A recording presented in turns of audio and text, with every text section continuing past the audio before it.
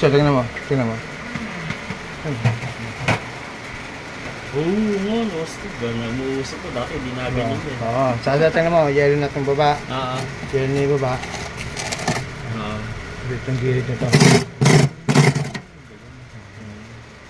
Dito, ito mo, dikit na ito. Yung nilagay nyo lang kuya yung ano? Actually, hindi ganun kasimple yan. Kasi marami itong factor kung ba't siya nagkakaganyan. Ang mahalaga dyan, nakatali ako rito ng 3 months warranty.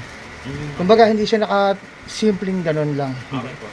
Kasi maka-encounter kayo ng technician supply, nagbayad ka ng 2,500, 3,000, 1 week nasira ulit, hindi ka babalikan. Maraming factor yan kung ba't ganyan. Sa may naputan ng warranty. Tsaka magaling talaga akong technician kasi dati akong technician ng Panasonic at Electrolux. Then 20 years na akong technician. Kaya huwag ka magugulat kung mabilis gumawa, yung magaling na technician. Hindi nga magawa ng service center, pag pinuntahan ko, nagagawa ko in 1 hour eh. Ibig sabihin, ganun ka naka-expert. Nakita mo, diba? Usok-usok ano. Sa totoo lang, mas maganda ang ganitong rep kaysa mga inverter. So ano kuya, ibig sabihin, huwag na kaming, kasi balak kayo bumili ng inverter, so ano? Hindi. Ano? Ang problema sa inverter, pag nasira yan, ihanda mo yung budget mo kasi medyo mahal yung mga... Mas mahal yung ano nun, yung mga pyesa. Yan, bali, ito sa totoo lang, ito ilang taon na to?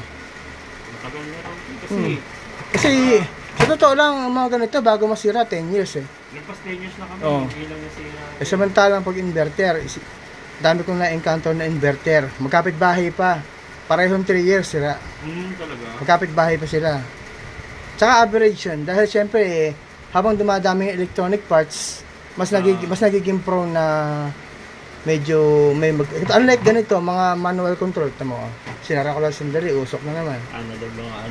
Oo, mas gusto ko nga ganito. Mga analog.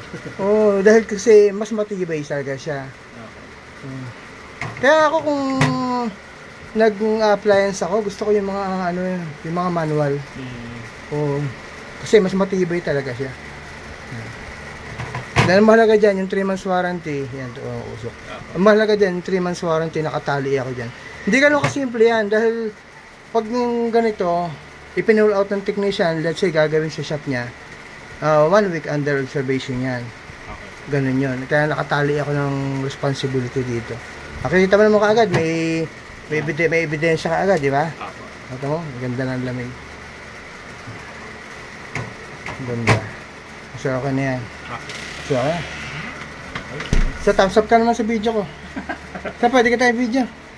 Para, sa bali, actually, nagulat ka, parang kabilis ko ginawa, Sa totoo lang kasi, hindi naman pinapatagal yan. Dahil kabisado ko kaagad siya.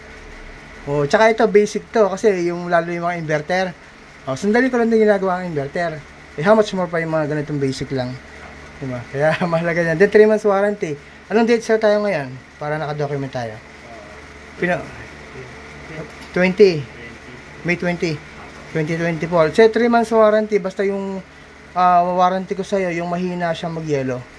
Makita ko naman kagad yung problem, tsaka kabisado ko to. Yan.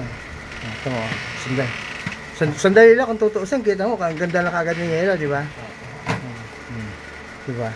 Hindi siya ganyan dati. Ay, ibig sabihin dati, nung brand new, hindi naman yung itong mga anong huli na? Parang wala lang. Hindi wala yung mga usap. Oo, kita mo. So, nag-iyan siya parang sa isang side lang. Yan.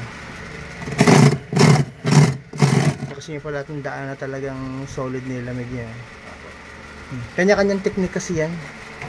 Kapag veteran ako ng technician, 20 years technician, iba na yung technique mo. Hindi magawa ng iba pag ikaw ang pumunta. Gagawa mo naman. Dito lang po sa Pinas nag-work. Sir, bali, ayokong mag-abroad. Okay. Kasi dito kaya ko lang kitain ng... year 2000 nga, 2010. Nag-apply ako ng Middle East. Ina-opera na akong 40. Hindi ko tinanggap. 2010 yun, medyo malaki na yun. Oo. Isa, thank you so much ha. Thank you.